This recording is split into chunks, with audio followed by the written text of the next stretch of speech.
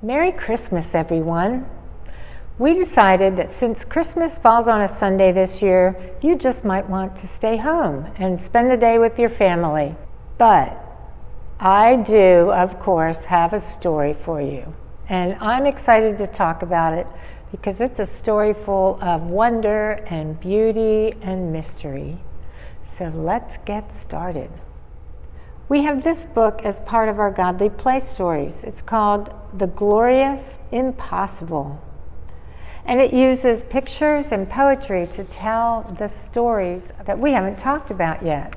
Now, a long time ago, before the printing press, before books were made, people couldn't read. But how would they learn the Bible stories? Churches had a way around that. They consigned artists to paint pictures on the walls of the chapels and on the walls of their great cathedrals. And these pictures told the stories from the Bible. So they knew that when people looked at the pictures, they would understand the Bible story. The pictures used to tell our story today were painted on the walls of this little chapel in Italy. You can see how small that chapel is, but you can also see the walls are just covered with wonderful, glorious pictures that tell all of the story. So our story is found inside of this box. It sort of looks like a parable box. It's gold, but look at this picture. This is our first picture. It shows Mary holding the Christ child, and it's called the Incarnation, which is just a big word for when God became a baby. This picture is actually on the lid of our box. Now, let's open the box and learn more about the mystery of Christmas. We find the entire Christmas story inside. Parts of the story aren't told every time, but they all need to be told, even the sad parts. So let's start at the beginning of the story. This picture is called the Annunciation. It's a picture of the angel Gabriel announcing to Mary that God had chosen her out of all the young women to be the mother of God. Do you see Mary? Do you see the angel? They are the same color. The angel looks like a human, but he has wings. I wonder if that's really what an angel looks like. And look at Mary's face. Was she scared when the angel came? Probably, but she must have also been so full of joy and wonder too when she heard the angel's message to her. Mary was so excited, but who could she share this experience with? No one would believe her if she told them an angel had visited her, but the angel told her of someone she could tell. The angel told Mary that her cousin Elizabeth was going to have a baby also. And so Mary ran to find Elizabeth. This picture is called the Visitation. And when Elizabeth saw Mary, something wonderful happened. The baby growing inside Elizabeth moved, and Elizabeth was filled with joy. Elizabeth said, "Blessed are you among women, and blessed is the baby you are going to have. When you spoke to me, the baby jumped with joy. Something wonderful was going to happen with your baby and with mine too." When Elizabeth said that, Mary began to sing a song that we now call the Magnificat because it begins with, "My soul magnifies the Lord." Now look at the gold halo around Mary's head and Elizabeth's head. A halo represents a circle of light, and the artist painted one around each person in the story who were the holy ones, and also around the heads of angels. The artist used real gold in his paint to create the gold halos. I think that the halos show all the people who are very close to God. Now, Elizabeth looks much older than Mary in the picture, doesn't she? She was old. She was so old she could have been Mary's grandmother. She was too old to become a mother, but this is another miracle in this story. Old Elizabeth, who had never had any babies, was having her first. But wait, let me finish this story. This is the part of the story that people often leave out because there's no picture for it. It's about the other baby that was born. Elizabeth's husband, Zechariah, was a priest. It was his time to work at the temple, and so he went inside to burn the incense and say the prayers. When Zechariah was at the altar, he glanced over to his right, and there was a bright light. "Don't be afraid," the angel said. Angels are messengers from God, and they can seem scary, but the angel said, "Don't be afraid. I bring you good news. You and Elizabeth will have a baby." "But we are too old," Zechariah said, and that was the last thing he said. The angel took away his words. It's not a good thing to argue with an angel. The angel then told Zechariah what the baby's name was supposed to be, and then he disappeared. Mary stayed 3 months with Elizabeth and then went home to Nazareth. Elizabeth had her baby, and friends came to help her. When the baby boy was born, they all wanted to name him Zechariah after his father. Zechariah shook his head. No, and then he wrote, "The baby's name is John." When they named the baby John, Zechariah could speak again. It was then that he said his prayer. It's called the Benedictus because it's a poem or song of praise that begins, "Blessed be the Lord, the God of Israel." Then Mary's baby was born. We call this picture the Nativity because nativity means birth. See how Mother Mary is lying down. She's awake and happy, but Joseph is asleep.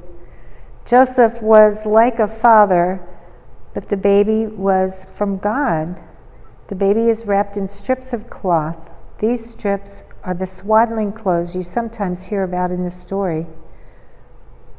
Look at the angels. They are so happy. They're flying all over, and they're singing the Gloria in Excelsis song. It means glory to God in the highest and peace on earth. This is another part of the story that's often left out. It's called the presentation.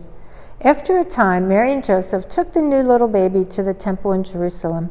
It was the custom to present a new baby there to celebrate its name and dedicate the baby to God. When Mary and Joseph took the baby into the temple to be dedicated to God, an old man named Simeon came up and looked at the baby. He took the baby in his arms and said, "Now I can die in peace." What was he talking about? Simeon was an old man, but when he was younger, God told him he would not die before seeing the Holy One who was coming and who would change everything. That day, Simeon knew Jesus was the one he had been waiting for. Then old Anna came up and looked at the baby. She also saw that this was the Holy One, so she gave thanks to God and told everyone in that temple what had happened. Simeon is holding the baby, and Mary is holding out her arms. Joseph is bringing 2 birds to the temple. That was the custom in those days. And here's Anna. She loved to be in the temple and came as often as she could. I don't know why the artist didn't paint a halo around her head, but look at her coat. At first it looks brown and old, but if you look closely, it seems to be all gold. Maybe the artist decided to paint gold on her clothes rather than around her head. I don't know. When old Simeon held the baby up to be dedicated to God, he said this, "Lord, you now have set your servant free to go in peace as you have promised." I love this next picture. It shows the 3 kings, the Magi, the wise ones, and they had finally arrived. And they were late. Every year they are late. They are adoring the baby, but they also brought him presents. And look at the star. This is the wild star they had been following. And look at these camels. I think maybe the artist had never seen a camel, and he didn't know how to paint their long necks and their humps and their long legs. How could you paint a camel if you've never seen one? The camels that he painted look more like donkeys or horses, don't they? Now, the next part of this story is very sad, and we often leave it out. This one is called the Massacre of the Innocents. The 3 kings followed the star to the land where Jesus was born, but when they arrived, they didn't know exactly where to find the baby who was born to be king. And so they did what seemed to be a good idea at the time.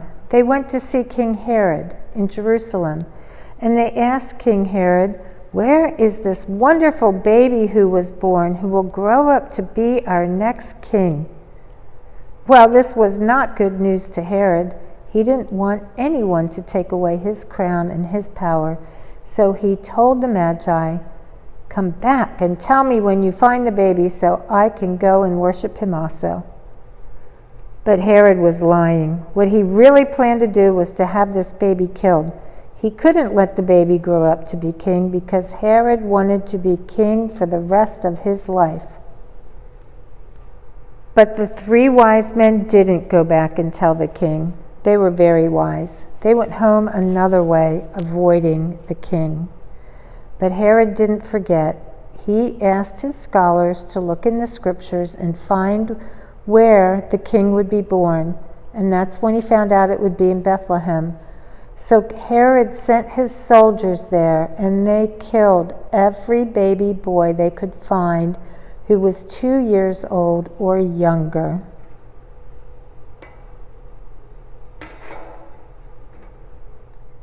This was a terrible thing. The mothers and fathers were very sad. You can see that many babies have already been killed. The soldiers took them from their mothers. No one looks happy in this picture, not even Herod. And look at the mother's eyes. The artist tried to make them look very sad. Is the story over? Not yet. The baby Jesus didn't die in Bethlehem. This picture is called The Flight into Egypt. An angel came to Joseph in a dream before the soldiers arrived. The angel told Joseph to take his little family to another country. They fled far away to the land of Egypt. Mary and the baby rode on the donkey, and Joseph led the way.